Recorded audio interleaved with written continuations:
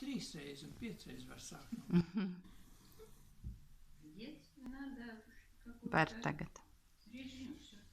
Tātad es esmu Jānis Milga, inženieris, vēl joprojām ar spraigu darba ritmu.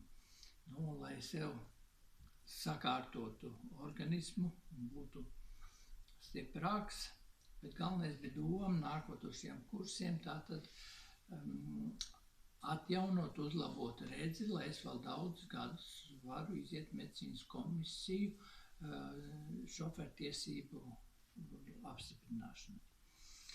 Un šonedēļ nodarbojoties, man bija patīkamais pārsteigums un atziņa priekš sevis tā, kad ieguvu vingrinājumu kompleksu, metodiku un galvenais no pasniedzējas Svetlanas puses pārliecība, ka jāstrādā ar visu ķermeni, kad ir jāatjauno viss ķermeni, kā saka, locītavu kustības un jāmāk iekšēji sarunāties ar visiem orgāniem un visu to.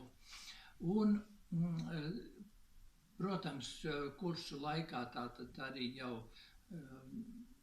uzlabojās nedaudz redzi, ko var pēc tam riņķām redzēt, bet patīkams pārsteigums bija jau kaut kur 3. dienā, ka es pēkšņi pamanīju, kad mans jau ilgu laiku sāpošais plecs, sāpes, kad naktī pamostoties nevar gulēt un sāp un viss, ka tās pazudušas.